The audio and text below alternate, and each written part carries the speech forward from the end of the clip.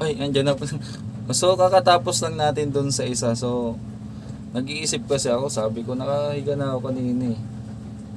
Sabi ko, wala na akong upload dito sa Basic Bob Reacts. Doon sa ano, dito naman sa main channel, sa Basic Bob, puro repair naman doon yung ina-upload ko. Doon naman sa Basic Bob 2, ang ginagawa natin doon, nag-upload tayo ng mga review at saka mga DIY projects ko. Sabi ko, itong dalawa hindi ko na-uploadan.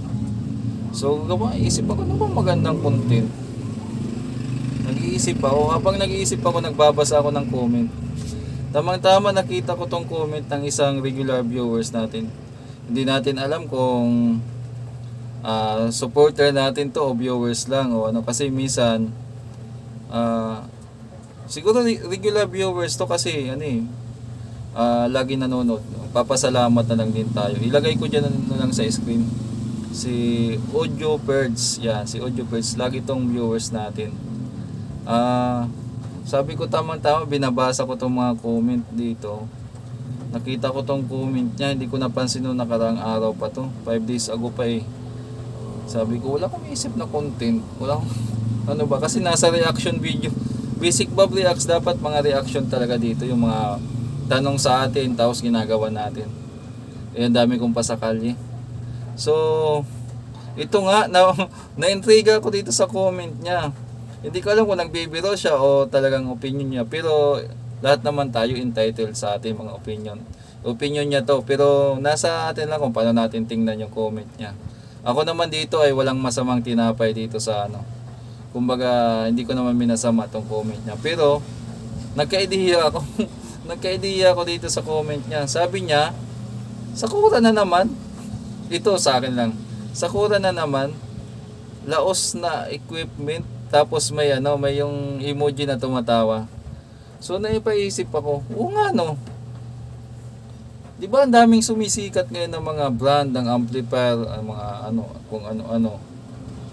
So nalalaos ba talaga yung mga amplifier? Napaisip ako eh. Sabi ko nalalaos ba talaga? Iniisip-isip ko, paano nga ba nalalaos? Pag may lumabas na bago tapos sumikat, ibig sabihin yung mga dati laos na agad yun, parang ganun ba? Iisip ako dun. Kasi alam ko yung word na laos sa mga basketball, hindi naman sana nga sa mga artista. So pag tinawag kang laos, ibig sabihin sumikat ka, di ba? So parang napaisip ako, sa amplifier mayroon bang ganun? Sabi niya, Sakura. Sa tingin nyo mga boss, laos na ba yung Sakura dahil mayroon na mga bagong amplifier ngayon? So, kayong gumagamit ng Sakura, gumagamit kayo ng laos. Tama ba? Hindi ko alam, pero opinion nyo yun. Pero siguro mayroong ganon. Kasi, halimbawa, hindi na mabenta, parang ganon. Hindi na mabenta yung isang brandang amplifier. Pero para sa akin, di pa naman laos yung Sakura. Gawa ng, ang daming gumagamit ng Sakura eh. Kahit sabihin natin yung ano. At saka ang daming brand. Sa tingin ko, may sikat lang na isang brand ng amplifier ngayon. Tulad ng Juson. Talagang patok na patok ngayon. Pero yung mga iba naman, siguro sa tingin ko, hindi naman. Ang tanong, bakit nga ba sumisikat yung isang amplifier? Ito sariwang-sariwa pa sa alala ko. Bago pa talaga pumutok tong ano. Bago pa to pumutok o talagang sumikat ng gusto yung Juson o yung 'di ba naalala nyo mga 3 years ago siguro, Ace, yung sikat yung Ace LX20 at nabansin ko pa yung kapitbahay ko dito dumayo pa ng Malabon kasi doon ata yung murang bilihan ng mga Ace na amplifier at saka magkasunod yan, nauna naman sa Cebu yung Tucson-Ra. So kasikatan ng Tucson-Ra, naghahagilap yung mga tao kung saan makakabili. Yung taga dito sa Maynila na umu-order doon sa Cebu, tapos hanggang sa nagkaroon nga ng dealer ata dito. Tapos may one time din na pumasok din yung sikat din yung DXB na brand ng amplifier. Yan, hanggang sa ano, ito naman mga siguro ilang taon na nakalipas din. Pumutok tong Joson. Alam niyo kung bakit, anong ano nila? Anong tawag dito? Anong pagkakapari-pariyo nila, bakit sila sumikat? Unang-una diyan na maraming vlogger yung nag-promote. Tapos yung yung price niya talaga. Yung price niya talaga mas kasi mas mura. Yung Sakura kasi at saka yung dati sumikat din ang Kevlar. Sikat pa naman ngayon eh. Sabi natin na lampasan lang, nasa pawan lang ng konti. Pero para sa akin mga boss ito opinion ko pa lang. Pambansang amplifier pa rin Concert 5 Auto. Kung susurbihin talaga natin, kalat na kalat sa Pilipinas, maraming 5 Auto. Dito sa amin sa Marikina, dito mismo sa Tumana, at tingin ko 80% ng kabahayan dito may Concert 5 Auto. So sumikat sila dahil nga mas mura. Tsaka yung design, maganda yung design. Yung quality kasi hindi ko alam. Pero marami naman nagsasabi na okay. Kasi ako bakit ako hands off muna sa quality?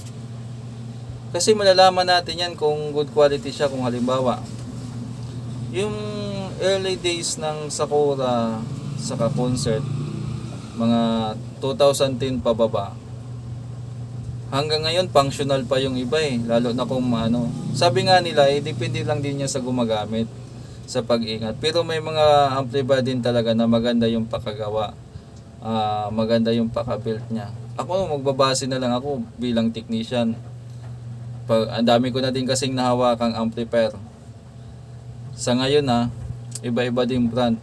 Sa kaha pa lang malalaman mo na kung sino magandang quality. Yung mga amplifier kasi ngayon, maninipis na yung kaha. Hindi ko naman sinasabi kung anong brand, pero base ko lang yung mga bagong gawa ngayon, maninipis na. Yung kaha ng mga amplifier dati ang kakapal. Ang kakapal ng katulad dito. Yan, ABR ito. Bagong Concert 6 Auto, medyo manipis na din yung kaha. Yun. Siguro para sa akin wala naman kasi minsan hindi pumasok sa hinagap ng isip ko na may isang brand ng amplifier na malalaos. May mga amplifier manufacturing company na nalugi na wala na ngayon sa circulation kasi pero hindi naman sila nalaos para sa akin kasi hanggat ginagamit mo okay. Wala sa akin kasi kayo mga boss, comment meron ba sa hinagap, meron ba sa isip nyo na may nalalaos na amplifier? Parang ganun.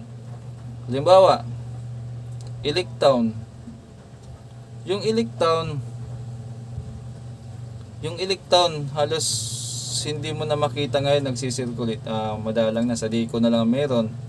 Yung mga Eli Shop dati. Pero mga gandang amplifier yan. Kung sa quality, mga gandang quality. Yan ang totoong quality. Mga good quality talaga. Yung mga dati, mga SMG, wala na, sarado na ngayon. Pero may mga viewers din siguro ako nakapag-DIY ng SMG.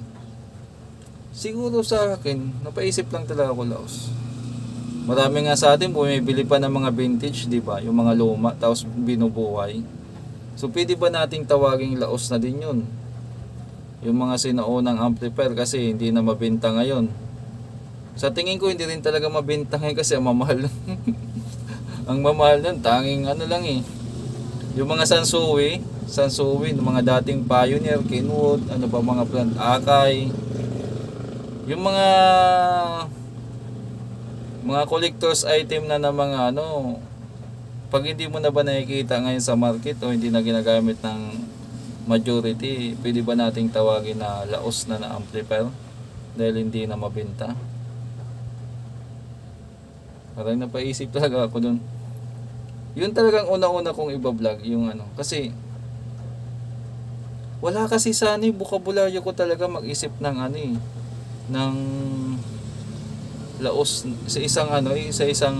sa audio equipment talaga o pangkalahatan, mapa-equalizer man yan, kasi parang parang para sa akin kasi yung amplifier kahit sabihin na natin na wala na sa circulation ngayon o hindi na binibenta ngayon, hindi ko pa rin siya matatawag na laos kasi parang part na ng history ng audio yan eh.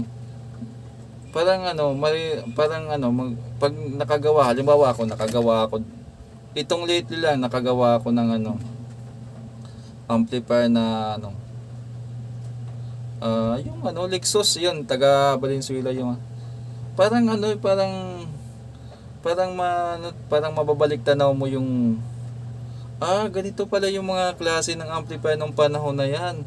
Tapos natutuwa ka habang ginagawa mo, natutuwa ka kasi hanggang ngayon pinapagawa pa, functional pa, napapagana mo pa. Halimbawa yung mga 1999 na so almost 20 years na, tapos andito pa rin. So hindi mo isipin ay luma na yan, laos na yan, palitan na ng mga bago yun. Pero sa aming mga technician o sa iba din dyan, pinapahalagang wow, ayos, hanggang ngayon buhay pa, parang ganon, di ba? So kung magkaroon ka ng amplifier ng mga 80s, 90s, hindi mo tatawagin ay wala na yan, laos na yan. Matutuwa ka, uy, ayos to Hanggat maaari bubuhayin mo pa kasi parang classic or vintage na.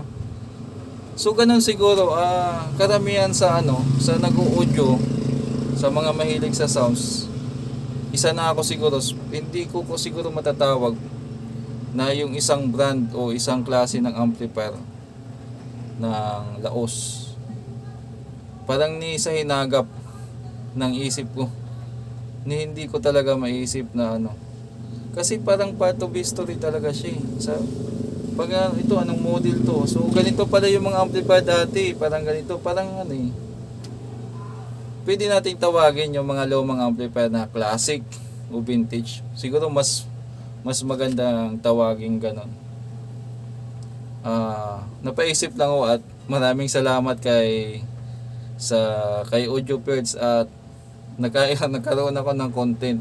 Napaisip lang talaga ako kasi iba-iba kasi pananaw natin o perspektibo natin sa kung paano natin tingnan yung mga bagay-bagay. Sa kanya siguro ganon. Once na may bago na at patok na patok, yun ang totoo naman talaga. Merong sikat siguro para sa akin, merong sikat, pero yung mga nauna para sa akin classic o vintage, siguro yun lang siguro may contribute ko at yun, nagkaroon tayo ng content na pag-usapan. So kung ano yung iniisip nyo sa ginawa nating video ngayon mga boss, comment lang sa baba at hindi na ako nagpalit ng t-shirt. Tuloy-tuloy na to, gagawa pa ako ng ilang videos pa. Tuloy-tuloy, wala nang palit-palit ng damit. Kasi inatake naman ako ng insomnia. May insomnia ako mga boss, pag hindi ako makatulog yun. Gawa tayo ng content. So hanggang dito na lang para dito sa content natin na Laos. Huwag makalimutan kung hanggat maaari mag-subscribe kayo sa tatlo kong channel, yung Basic Bob 1, Basic Bob 2 at saka 3, itong 3, Basic Bob Reacts. Maraming salamat mga boss at maraming salamat po sa sa ating lahat. God bless po sa atin.